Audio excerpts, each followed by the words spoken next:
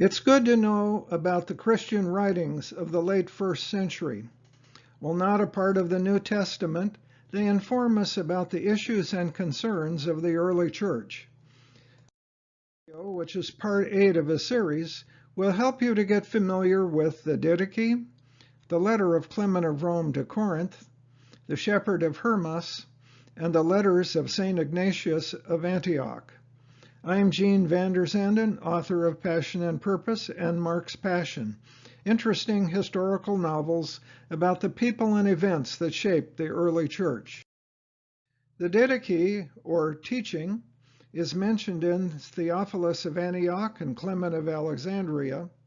Eusebius cites it and places it with writings that are orthodox and valued, but too late to be considered apostolic. No copies were found until 1873, when an Orthodox metropolitan was rummaging through an old library in Constantinople, and it caught his eye. He published his find in 1883. Scholars today think the book might have been compiled by several authors. It's kind of a manual for Christian leaders, covering topics like life and death, baptism, prayer and Eucharist, church order, and final things. The letter of Clement of Rome, addressed to the Christian community in Corinth, seems to be a general letter meant for the whole church. Over the centuries, Clement of Rome has been confused with Flavius Clemens, a cousin of the Emperor Domitian. He is also not the Clement mentioned by St. Paul in Philippians 4. And scholars find it difficult to give credence to the 4th century legend that Clement was banished to a stone quarry and drowned in the Black Sea tied to an anchor. He was well educated, possibly from a freed family that served the household of the emperor. Clement was ordained a presbyter by St. Peter in the late 50s AD. The official list of bishops of Rome states that Clement was bishop from 88 AD until his death in about 99. The 2nd, 3rd, and 4th bishops may have shared in the leadership of the church in the Eternal City. You can learn more about them in my historical novel, Passion and Purpose. This slide will give you the time frame for the bishops of Rome, along with the corresponding emperors. Clement's letter from the Church of God on its sojourn in Rome to the Church of God sojourning in Corinth dealt with discord in the Greek city, similar to that addressed by St. Paul in 1 Corinthians. Factions had deposed some presbyters and possibly the bishop.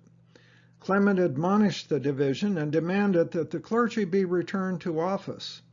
The letter deals at length with proper church order and structure, as well as some general topics such as God, Christ, faith, works and salvation, and so forth.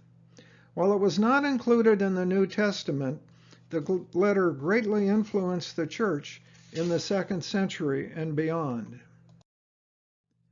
The Shepherd of Hermas is a delightful literary composition from the late 1st or early 2nd century. Like the letter of Clement, the book was considered canonical by Irenaeus and other early church fathers. Although it was very popular, eventually it was ruled non-canonical due to its late date. We find the Shepherd of Hermas bound with other canonical writings, which shows how it was favored. The book consists of visions of Hermas, a former slave who once had an unchaste thought about his mistress, Rhoda. The 5 visions, 12 commandments, and 10 parables are penitential in nature, but the message is upbeat and positive. The shepherd, or pastor, was a popular image for catacomb art. Hermas tells his story in the first person, using I and me and so forth to talk about his experience. He is a simple, humble soul, and his language is easy to understand. Hermas is instructed in right living first by a lady, the church, and then by an angel, and then by a shepherd who is a good pastor. It's a fun book to read. I recommend it. Ignatius of Antioch was one of the most important fathers of the church in the decades after the apostles. Antioch was the most important city in the Eastern Empire. Ignatius served as bishop there for about 40 years.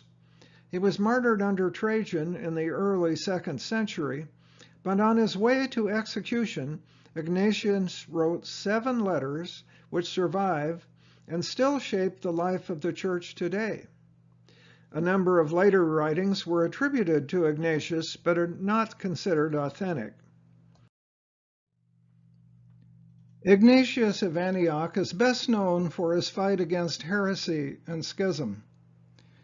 Those who follow Docetism do not believe that Christ was a real human being, but only a God who seemed to be one, or seemed to have suffered.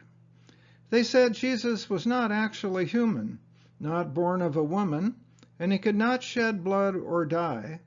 Therefore, he was not raised from the dead. Docetists don't see any value in the Old Testament. They deny God's love for the poor, and they don't believe in the real presence of Christ in the Eucharist. They are prone to schism, which is not just a denial of the truth, but also is a rejection of love.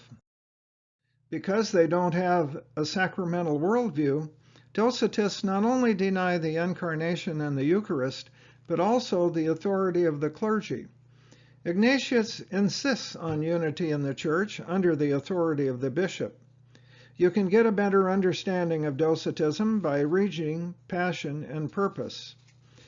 This heresy is not widespread today, but aspects of it tend to creep into the minds of many people.